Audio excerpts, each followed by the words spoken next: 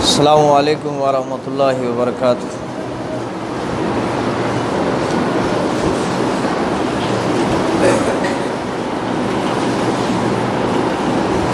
الحمد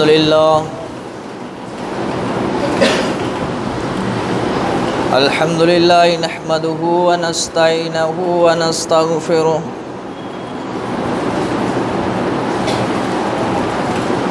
ونؤمن به ونتوکل علیہ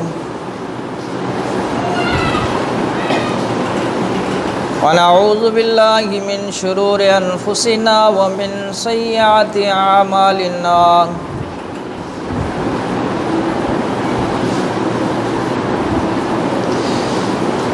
من يهده الله فلا مضل له ومن يضلل فلا هادي له ونشهد أن لا إله إلا الله وحده لا شريك له ونشهد أن محمدا عبده ورسوله الذي أرسله بالحق بشيرا ونذيرا وداعيا إلى الله بإذنه وسراجا منيرا أما بعد فإن خير الحديث كتاب الله وخير الهدي هدي محمد صلى الله عليه وسلم وشر الأمور محدثاتها وكل محدثة بدعة وكل بدعة ضلالة وكل ضلالة في النار أعوذ بالله السميع العليم من الشيطان الرجيم بسم الله الرحمن الرحيم الخبيثات للخبيثين والخبيثون للخبيثات والطيبات للطيبين وقال النبي صلى الله عليه وسلم قال رب اشرح لي صدري ويسر لي امري واحلل عقدة من لساني يفقهوا قولي رب زدني علما۔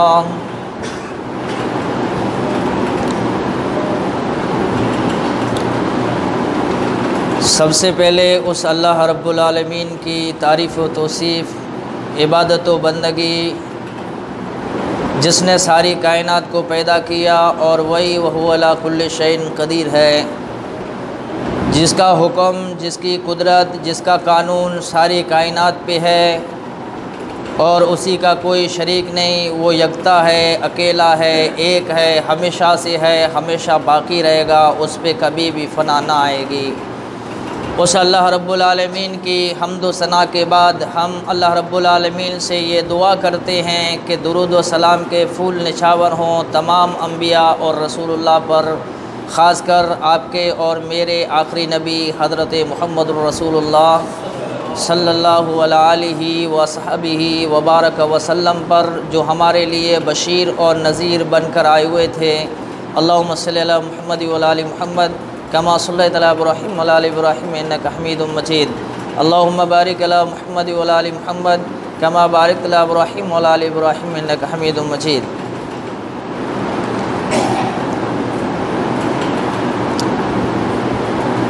عزیز دوستو، بزرگوں، سورہ نور کی آیت نمبر 26 میں نے 2-3 آیتیں آپ کی خدمت میں پیش کی ہیں۔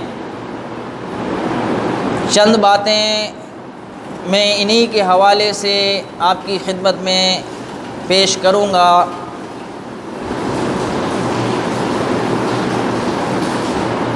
کیونکہ اس وقت جو ایک ایسا واقعہ ہوا جس کے بعد پوری میڈیا پہ یہ بات چھائی ہوئی ہے، اور اسی احمد آباد کا واقعہ تھا خودکشی کا جو ایک لڑکی نے کی۔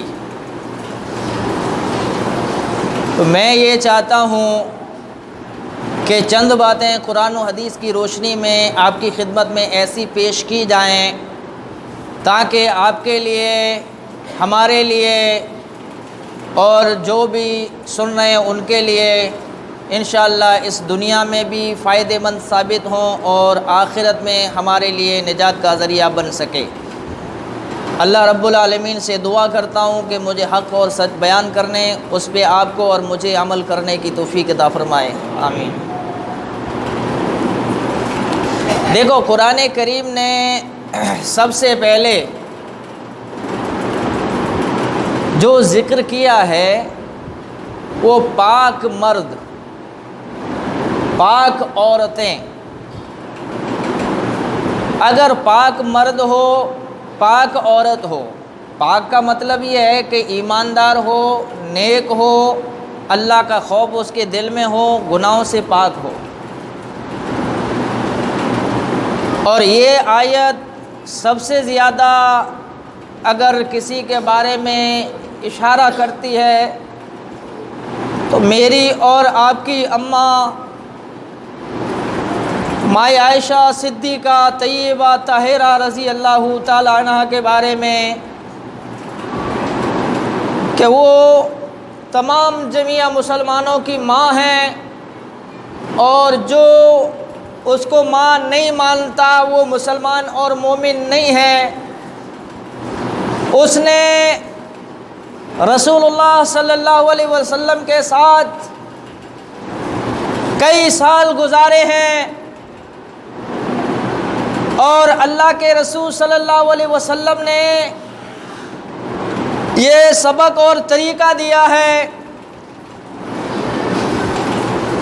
کہ ایک صحابی پوچھتے ہیں مائی عائشہ صدیقہ طیبہ طاہرہ رضی اللہ تعالیٰ عنہ سے کہ باہر تو ہمیں معلوم ہے اللہ کے رسول صلی اللہ علیہ وسلم جو کام کرتے ہیں، اندر کیا کرتے ہیں؟ مائی عائشہ کا بیان ہے رضی اللہ تعالیٰ عنہ، کہتی ہے کہ اللہ کے رسول صلی اللہ علیہ وسلم ہمارے کام میں ہاتھ بٹاتے ہیں، ہماری مدد کرتے ہیں۔ تو یہاں سے ثابت ہوا اپنی بیوی کو اچھا رکھنا، اس کی ہیلپ کرنا، اس کی مدد کرنا، یہ اللہ تبارک و تعالیٰ نے حکم دیا ہے۔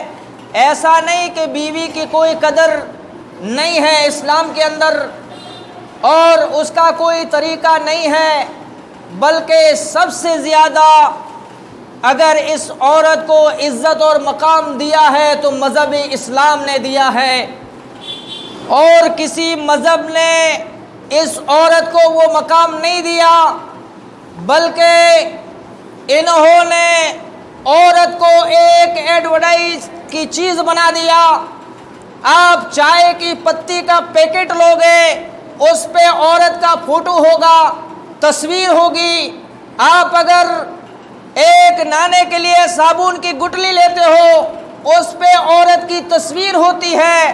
جو چیز مارکیٹ میں آپ خریدتے ہو اس پہ عورت کی تصویر ہوتی ہے، لیکن اسلام نے عورت کو ایسے ذلیل اور رسوا نہیں کیا، بلکہ چار دیواری گھر میں رہنے کا حکم دیا۔ یہ سب سے بڑا ظلم ہے۔ عورت گھر میں کیسے رہے گی؟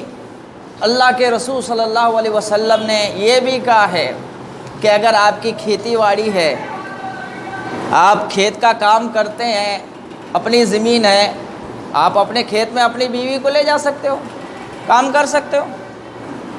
اگر آپ کچھ اور کام کرنا چاہتے ہو، سفر میں جا رہے ہو، اپنی بیوی کو لے جا سکتے ہو، لیکن اسلام نے جہاں پہ روکا ہے وہ نامحرم مردوں کے سامنے آنے سے روکا ہے۔ اس کا مطلب یہ ہے کہ عورت جب بھی راستے میں آتی ہے تو شیطانی شکل میں آتی ہے، اور انسان کی دل میں ایسے برے خیالات نظر میں آتے ہیں اور ذہن میں آتے ہیں، پھر وہ اس کی طرف ملوث ہو جاتا ہے، اور غلط کام اگر کر لیتا ہے تو اللہ کا نافرمان بن جاتا ہے، حضرت محمد الرسول اللہ کا نافرمان بن جاتا ہے۔ اور جو شخص یہ منظر دیکھتا ہے یا پتہ چلتا ہے تو وہ بھائی اس سے دور ہو جاتا ہے، دشمنی کرتا ہے، یہاں تک کہ قتل و غارت تک یہ نوبت پہنچ جاتی ہے، لوگوں کے قبیلے تباہ ہو جاتے ہیں۔ اسی لیے حضرت محمد الرسول اللہ صلی اللہ علیہ وسلم کو اللہ تبارک و تعالیٰ نے سب سے پہلے اپنی بیویوں اور بیٹیوں کو حکم دیا ہے کہ وہ پردے میں رہیں۔ یا ایھا النبی کل ازواجک و بناتک و نساء المؤمنین، پھر آپ تمام جميع مومن عورتوں کو کہو کہ وہ پردے میں رہے۔ پہلے اللہ کے رسول صلی اللہ علیہ وسلم کو حکم ہو رہا ہے، یعنی اگر اس کا طریقہ کسی نے بتایا تو میرے اور آپ کے نبی حضرت محمد الرسول اللہ صلی اللہ علیہ وسلم نے بتایا اور عمل سے ثابت کیا۔ اسی لیے اور قرآن کہتا ہے ما ینطق عن الہوی ان ہوا الا وحی یوحی، محمد الرسول اللہ صلی اللہ علیہ وسلم اپنی زبان سے تب تک الفاظ نہیں نکالتے جب تک کہ اللہ حکم نہ کرے۔ زبان محمد صلی اللہ علیہ وسلم کی ہے، نکلنے والے الفاظ وہی اللہ کے رسول نے بیان کیے جو اللہ تبارک و تعالیٰ نے اتارے ہیں۔ اسی لیے اللہ ایک جگہ پہ قرآن کریم میں کہتا ہے ثم لقطعنا منہ الوتین، اگر وہ نبی اپنی دل کی بات کہتا تو میں اس کو بھی ذبح کر دیتا۔ اتنی بڑی گریڈی اللہ تبارک و تعالیٰ نے حضرت محمد الرسول اللہ صلی اللہ علیہ وسلم کے بارے میں دی۔ اسی لیے نیک عورت، طیب پاک عورت سے شادی کرو، توحید والی عورت سے شادی کرو۔ آج لوگ کیا دیکھتے ہیں؟ مکان دیکھتے ہیں، جائیداد دیکھتے ہیں، وہ لڑکا جس میں نہ رسول اللہ کا ڈنگ ہے، نہ صورت ہے، نہ اس میں سیرت ہے، جو ان بدکاروں کی صورتوں کو اختیار کرے ہوئے ہے اور ایسے ایسے یہود و نصارہ کے قدموں پہ چلنے والے لوگوں کی سیرت اختیار کرنے والوں کو اپنی توحید والی بیٹی دیتا ہے، پھر خودکشیاں ہوتی ہیں، پھر عورتیں مر جاتی ہیں۔ اسی لیے قرآن نے انکار کر دیا، ایسے بندے کو اپنی نیک بیٹی نہ دینا، ان کے ساتھ شادی نہ کرانا جو مشرک ہو، جس کی تہذیب، جس کا اخلاق، جس کا رنگ اور ڈنگ حضرت محمد الرسول اللہ صلی اللہ علیہ وسلم کی سنت سے دور ہو، اللہ تبارک و تعالیٰ کا نافرمان ہو۔ آج آپ دیکھ لو، بالوں کی اسٹائل دیکھ لو تو محمد الرسول اللہ کے ماننے والوں کی بھی اسٹائل دیکھ لو، ان کا طریقہ بھی دیکھ لو اور ان کا طریقہ بھی دیکھ لو۔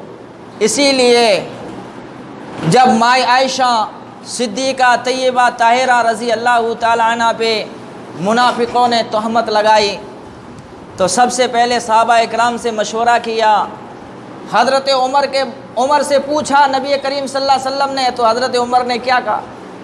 سبحانک ھذا بہتان عظیم، یہ سب سے بڑا بہتان ہے، قسم خدا کی جس طرح اس زمین پہ آپ پاک ہو اسی طرح مائی عائشہ صدیقہ طیبہ طاہرہ بھی پاک ہے۔ کیا اس اللہ کو معلوم نہیں تھا کہ پاک نبی کے گھر میں ایسی عورت بھیجوں گا نکاح کے لیے، بلکہ ایسے جیسے آپ پاک ہے ایسے اس زمین پہ مائی عائشہ پاک ہے۔ سبحانک ھذا بہتان عظیم، اللہ نے قرآن کریم کی 18 آیتیں اس عورت کی شان میں اتاری جس کا نام مائی عائشہ صدیقہ طیبہ طاہرہ رضی اللہ تعالیٰ نے، اللہ نے گواہی دی۔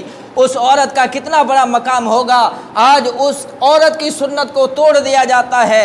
شادیوں میں دیکھ لو، ایسا ایسا خرچہ کرتے ہیں، ایسے فوٹو نکالنے، تمہارا نانا ہے، دادا ہے، سائیڈ میں بیٹھ کے ویڈیو کیمرہ لے لا، کوئی پردہ نہیں، فضول خرچی ہو رہی ہے، کھڑے ہو کے فوٹو نکالے جاتے ہیں، پھر دہیج کی منگنی کی جاتی ہے، پھر لڑکیوں کو اکسایا جاتا ہے اور لوگ کہتے ہیں کہ اسلام سخت مذہب ہے۔ اسلام کا اس میں کوئی دوش نہیں ہے۔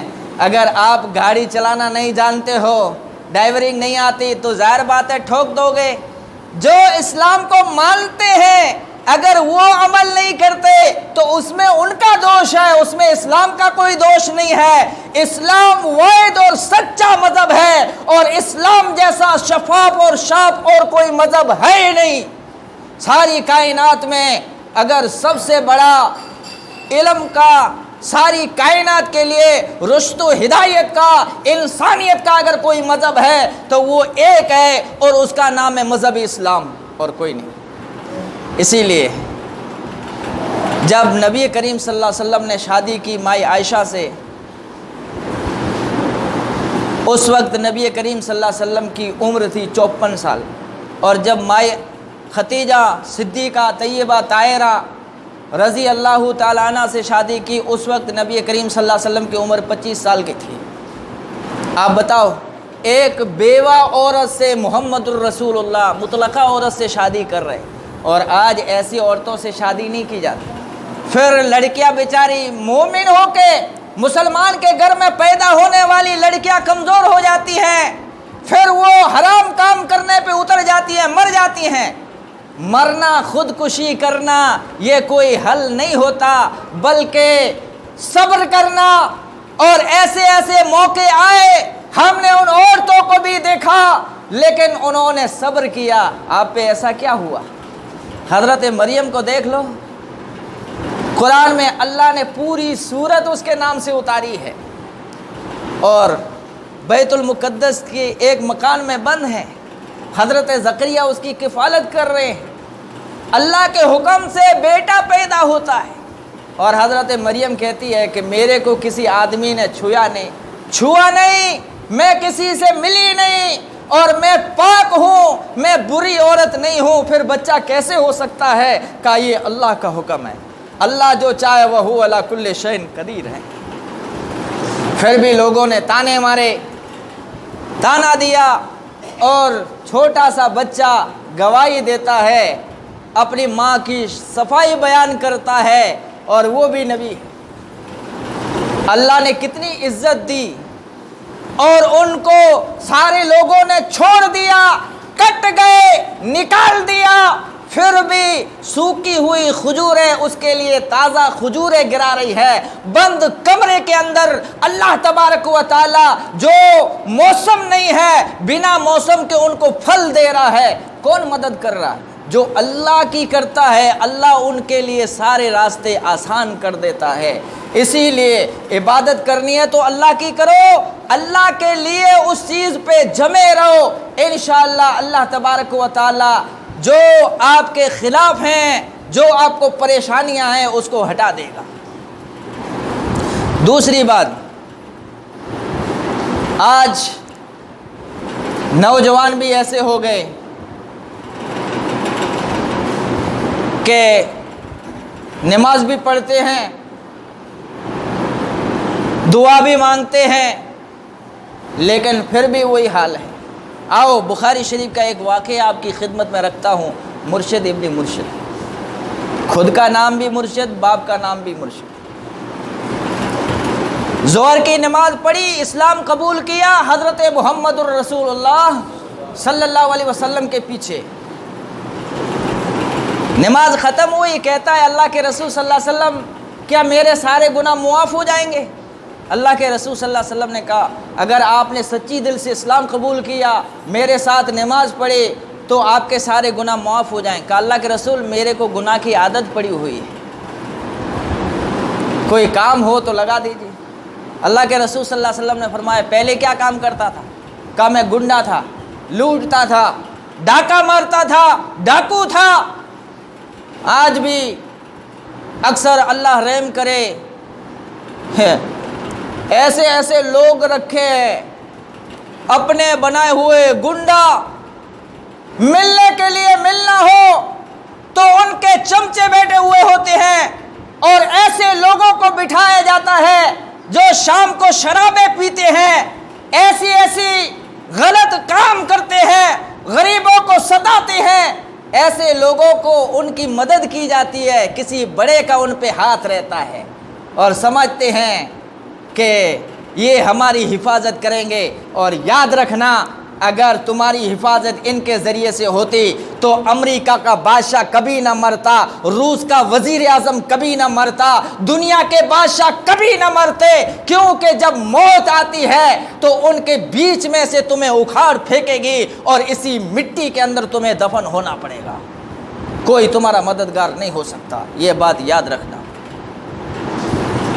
تو اللہ کے رسول صلی اللہ علیہ وسلم نے فرمایا کہ جا ڈاکہ مار کے آ۔ کہا اللہ کے رسول آپ کہہ رہے وہ کام تو میں چھوڑ دیا، پھر بھی میں ڈاکے کا؟ کہا میں وہ ڈاکو نہیں جو اسلام کی وجہ سے مکے کے اندر چند مسلمان کلمے کی وجہ سے قید کر لیا گیا ہے، بند ہے، جاؤ رات کی تاریکی میں ان کو چھڑا کے لاؤ۔ آؤ، یہ نوجوان تھا اور حضرت محمد الرسول اللہ صلی اللہ علیہ وسلم کے ہاتھ میں بیعت کی تھی اور اس نے محمد الرسول اللہ کو دیکھا تھا اور اسلام میں داخل ہوا تھا۔ جاتا ہے رات کی تھوڑی سی اندھیری کے اندر، پتہ چلتا ہے کہ اس گھر میں قید ہے، جیسے اس گھر کو توڑنے لگتا ہے، ایک عورت جس کا پہلے سے اس کے ساتھ تعلق تھا وہ عورت دیکھ لیتی ہے، کہتی ہے مرشد اتنے دنوں کے بعد آئے ہو؟ پیچھے ہٹنے لگا، کہ اتنے دنوں کے بعد آئے ہو، آج تو مزہ آئے گا، پیچھے کیوں ہٹ رہے ہو، آ جاؤ۔ کہا نہیں نہیں بیوی ہٹ جاؤ، یہ ہاتھوں نے محمد الرسول اللہ صلی اللہ علیہ وسلم سے بیعت کر لی، اب یہ کسی گناہ کی طرف نہیں جا سکتے۔ اسلام قبول کیا، محمد الرسول اللہ کے ساتھ نماز پڑھی، عورت دعوت دے رہی ہے نوجوان کو، اکیلا ہے، ان کے شہر میں ہے اور کہہ رہا ہے میں گناہ نہیں کر سکتا، یہ نوجوانوں کی شان ہوتی ہے۔ آج نام رکھ لیا محمد بن قاسم کا، لیکن کون سا محمد بن قاسم کا وجود، ان کا فالو کرنے والے صرف نام کے رہ گئے، کام والے سب چلے گئے۔ اسی لیے نوجوان کے لیے ضروری ہے جب وہ محمد الرسول اللہ کو مانتا ہے، وہ گناہ کو فسق سمجھتا ہے، گناہ کو جرم سمجھتا ہے، اگر ایسے وہ بڑے بڑے گناہ جو کبیرہ گناہ ہے ان کو چھوڑ دے گا تو انشاءاللہ آہستہ آہستہ چھوٹے گناہ بھی نکل جائیں گے، اور جیسے نماز پڑھنے آئے گا اللہ تبارک و تعالی چھوٹے گناہوں کو بھی معاف کر دے گا۔ تو اس عورت نے کہا میں چلاؤں گی، کہا کچھ بھی کر لو میں گناہ نہیں کر سکتا۔ عورت نے چلایا، لوگ باہر نکلے، یہ ان گلیوں سے واقف تھا، کہیں چھپ گیا، اور کچھ علماء اکرام نے لکھا ہے کہ نیچے دبا ہوا تھا، اوپر سے وہ پیشاب کر رہے تھے اور اس کے سر پہ گر رہا تھا، لیکن پھر بھی کچھ نہیں بولا۔ پھر جب سناٹا چھا گیا تو پھر دوسری بار آیا اور ان کو آزاد کر کے چھوڑا کے محمد الرسول اللہ صلی اللہ علیہ وسلم کے قدموں میں حاضر کیا۔ یہ تھا نوجوان۔ اگر اللہ کو ماننے والا ہے تو پھر ایسا برا کام نہیں کر سکتا، کسی پہ ظلم نہیں کر سکتا۔ دوسرا واقعہ، ایک عورت، یہ بھی بخاری شریف کی روایت ہے، اللہ کے رسول صلی اللہ علیہ وسلم کی خدمت میں آئی کہ اللہ کے رسول میں نے گناہ کیا ہے، مجھے پاک کر دو۔ نبی کریم صلی اللہ علیہ وسلم نے اپنا منہ پھیر لیا، دوسری بار بولا، تیسری بار بولا۔ اللہ کے رسول صلی اللہ علیہ وسلم نے کہا کیا گناہ کیا؟ کہا میں زنا کر چکی ہوں، میں نے بدکاری کر لی ہے، میں نے حرام کام کر لیا ہے، مجھے اس دنیا میں سزا چاہیے، مجھے پاک کر دیجئے، قیامت کے دن جہنم کے اندر میں جلنا نہیں چاہتی، اس عذاب کو میں سہ نہیں سکتی۔ بتاؤ، فکر ہے، اور آج وہ فکر مر چکی ہے۔ اگر کسی سے گناہ ہو جاتا ہے تو احساس تک مر جاتا ہے، پھر دوسرے گناہ میں چلا جاتا ہے، اور پھر لوگ ایک دوسرے پہ تانا دیتے ہیں، تانا و تشنیع کرتے ہیں، تو کون سا ہے؟ پہلے اپنا دیکھو بھائی صاحب کہ میں نے کیا میں نے کتنا عمل کیا، اس کے بعد دوسرے کا عیب کھولو۔ اگر دوسرے کا عیب ملتا ہے، آپ نے اس کا چھپا لیا، قیامت کے دن اللہ تمہارے عیب کو چھپا لے گا۔ ظاہر کرنے کی کیا بات ہے؟ اس سے ماحول اچھا رہے گا۔ اور سنو، اس عورت پہ رسول اللہ صلی اللہ علیہ وسلم نے فرمایا کہ اس پہ سزا قائم کی جائے حمل سے۔ کہا اگر آپ پہ سزا قائم کی گئی تو یہ بچہ ہے، یہ بھی مر جائے گا، اور اسلام مجھے اس کی اجازت نہیں دیتا کہ دو خون ہو جائیں۔ بتلاؤ ایسا اسلام تمہیں کہیں سے ملے گا جو اس بچے کی بے جان کی حفاظت اگر کسی مذہب نے کی ہے تو مذہب اسلام نے کی ہے۔ اللہ کے رسول نے کہا اس وقت آنا جب یہ بچہ پیدا ہو جائے۔ ہائے ہائے، اس عورت کو فکر ہے بیچ میں کہیں مر گئی تو، لیکن پھر بھی کیا کر سکتی، اسلامی حدود قائم نہیں ہو سکتا۔ بچہ پیدا ہوا، محمد الرسول اللہ کے ہاتھوں میں دیا، اور وہ رحیم و کریم اس بچے کو اپنے ہاتھوں پہ اٹھایا۔ اور ظالموں، اسلام پہ کیچڑ اچھالنے والوں، سنو، اگر ایسا ہوتا تو محمد الرسول اللہ صلی اللہ علیہ وسلم اس بچے کو ہاتھوں میں نہیں اٹھاتے۔ بچہ بلکتا ہے، روتا ہے، ماں تھوڑی سی دور جاتی ہے، رحیم و کریم محمد الرسول اللہ کی آنکھوں میں آنسو آ جاتے ہیں اور کہتا ہے مائی یہ بچہ بھوکا ہے، جب تک یہ روٹی کھانے کے لائق نہیں ہو سکتا تم پہ سزا قائم نہیں ہو سکتی۔ یہ اسلام کا سب سے بڑا رہبر میرا اور آپ کا نبی حضرت محمد الرسول اللہ صلی اللہ علیہ وسلم کہہ رہا ہے۔ اور پھر جب بچہ روٹی کھانے لگا، روٹی کے ٹکڑے اس کے ہاتھ میں دیے، جب منہ سے لگانے لگا تب وہ اللہ کے رسول کے پاس آئی اور اس پہ سزا قائم ہو۔ بتلاؤ، اسلام نے تو یہ دیا۔ ایک عورت جنگ کرنے کے لیے آئی، رسول اللہ سے قتال کرنے کے لیے آئی، لڑائی کرنے کے لیے آئی۔ اگر کوئی بھی دیش کسی سے جنگ کرتا ہے، چاہے ایران سے ہو چاہے پاکستان سے ہو، تو وہ کیا کہے گا؟ دشمن ہے، لڑو۔ اگر ان کی کوئی عورت ہاتھ میں آتی ہے، مرد آتا ہے، جیل میں بند کرو، قتل کر دو، باغی ہے۔ یہ جنگ کرنے آئی محمد الرسول اللہ سے غیر مسلم ہے۔ اللہ کے رسول صلی اللہ علیہ وسلم نے دیکھا اس کا سر کھلا ہوا ہے، اس کے سر پہ دوپٹہ نہیں ہے۔ محمد الرسول اللہ نے اپنے کندھوں سے چادر اتاری اور اس صحابی کو دیا، اس چادر کو لے جاؤ اس عورت کے سر پہ رکھو۔ کہا اللہ کے رسول صلی اللہ علیہ وسلم کافر عورت ہے، آپ کو مارنے کے لیے، جنگ کرنے کے لیے آئی تھی، ایسی عورت پہ آپ کے کندھوں کی چادر، یا ایھا المزمل یا ایھا المدثر، اس چادر کا تو عرش عظیم مقابلہ نہیں کر سکتا، اس کو ہم کیسے اس پہ رکھیں؟ کہا خبردار، اگر اسلام میں میری بیٹی فاطمہ کی اگر سر کی حفاظت کی جائے گی تو اسی مذہبی اسلام نے یہ حکم دیا ہے کہ اس غیر مسلم، اس کافر عورت کے سر کی بھی عزت کی جائے گی۔ یہ درس محمد الرسول اللہ نے دیا، یہ سبق محمد الرسول اللہ نے دیا، یہ تعلیم محمد الرسول اللہ صلی اللہ علیہ وسلم نے دی، اور اس سے زیادہ اچھا مذہب اور کون ہو سکتا ہے؟ مذہب اسلام کو برا کہنے والوں، ذرا مذہب کی تعلیم بھی پڑھو۔ ابھی ایک ویڈیو وائرل ہوا، ایک میرے بھائی نے اچھا کام کیا، الحمدللہ سنایا، چوکنا ہو گیا، اس نے کہا یہ غلط بات ہے۔ میں نے کہا بھائی اللہ تجھے اور لمبی عمر دے، اللہ نے تجھے واقعی میں، اللہ تبارک و تعالیٰ اور قرآن کی عظمت اور محبت تمہارے دل میں پیدا کی۔ بے چین ہو گیا، سب سے پہلے مجھے بتایا اور کہا کہ وسیم رضوی کہتا ہے کہ قرآن کی 26 آیتوں کو ہٹایا جائے، کورٹ میں داخل کیا، تیرے باپ کا قانون ہے۔ اور کیا کہتا ہے معلوم ہے؟ اِنَّا نَحْنُ نَزَّلْنَا الذِّكْرَ وَإِنَّا لَهُ لَحَافِظُونَ۔ اللہ کہتا ہے قرآن کو اتارا بھی میں نے، حفاظت۔ کہتا ہے عثمان نے قرآن لکھا، رضی اللہ، تیسرے خلیفہ، بے اندھا ہے۔ میں اس کو یہ کہنا چاہتا ہوں، جاؤ یہ قرآن کی آیت تو نے نہیں پڑھی، اليوم اکملت لکم دینکم واتممت علیکم نعمتی ورضیت لکم الاسلام دینا، کہ دین تو محمد الرسول اللہ صلی اللہ علیہ وسلم کی زندگی میں مکمل ہوا، اور اللہ نے کہا میں نے دین مکمل کر دیا، پورا کر دیا، میں نعمت اسلام تم پہ پوری کر دی، میں اسلام سے خوش اور راضی ہو گیا۔ اور یہ کہتا ہے بعد میں لکھا گیا، اللہ کے کلام میں غلطیاں، کہتا ہے اس سے آتنکوادی پھیلتے ہیں، تو پھر محمد الرسول اللہ نے اس عورت کے سر پہ چادر کیوں رکھی؟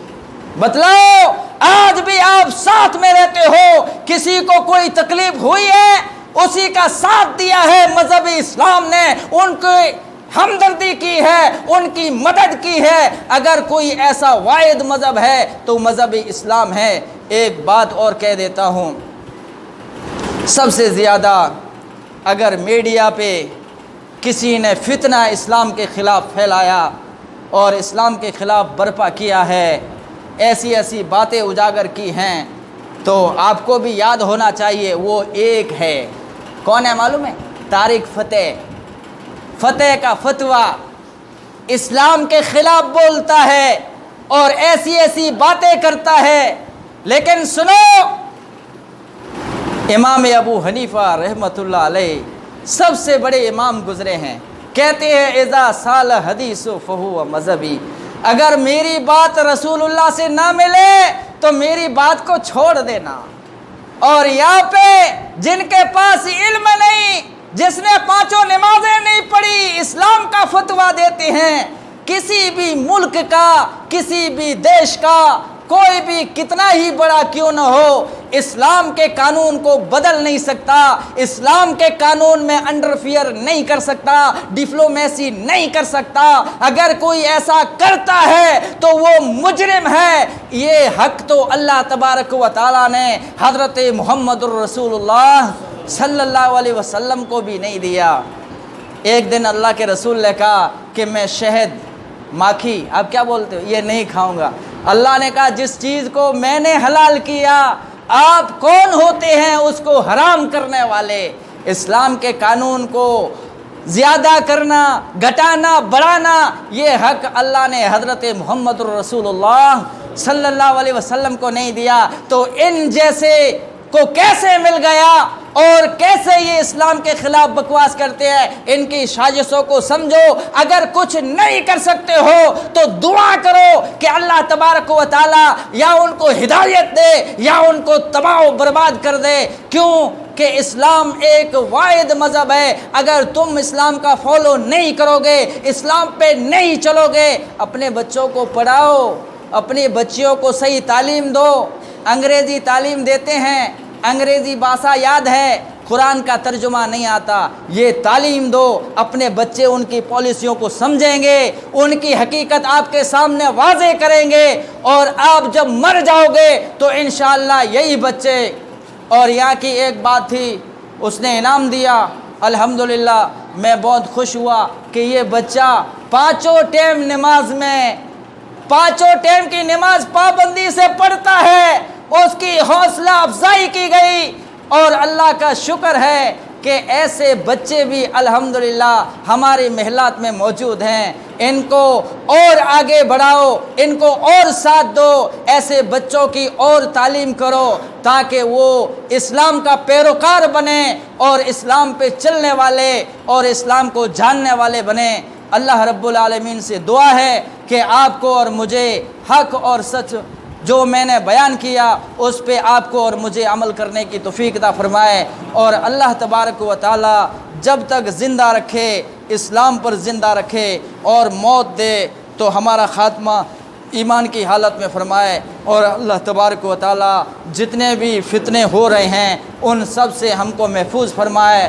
جو بھی بھائی پریشان ہیں، تکلیف میں ہیں، اللہ تبارک و تعالی ان کی پریشانیوں کو، ان کی تکلیفوں کو دور کر دے۔ اسی لیے آخری بات یاد رکھنا، کبھی بھی آپ شادی کرو تو نیک مرد سے، نیک لڑکے سے اپنی بیٹی دینا۔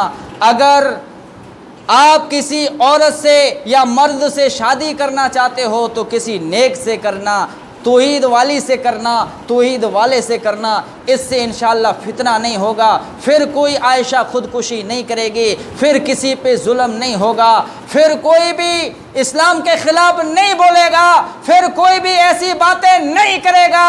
جب ایسا قانون بناؤ گے، بے نمازی ہے تو اس کو نماز کی تعلیم دو۔ اور اسی لیے اللہ کے رسول نے سب سے پہلے جو حدیث لائی وہ نیت کے بارے میں لائی۔ اگر کسی نے اس وجہ سے نیت سے ہجرت کی کہ میں لڑکی سے شادی کروں تو اس کو لڑکی ملے گی، اللہ کے دین کے خاطر ہجرت کی تو اس کو دین ملے گا۔ اسی لیے ہم لوگوں نے جو محنت کی، جو کام کیا، وہ اللہ کی رضا کے لیے کیا، اللہ کی رضا کے خاطر کیا ہے، تو انشاءاللہ دنیا میں بھی اس کا بدلہ ملے گا اور آخرت میں اللہ تبارک و تعالیٰ اس کا اجر و ثواب دے گا۔ یہ عقیدہ درست رکھو، آپ کو اور مجھے اللہ تبارک و تعالیٰ اسی پہ قائم و دائم فرمائے۔ ورفعنا یہ ذکر حکیم۔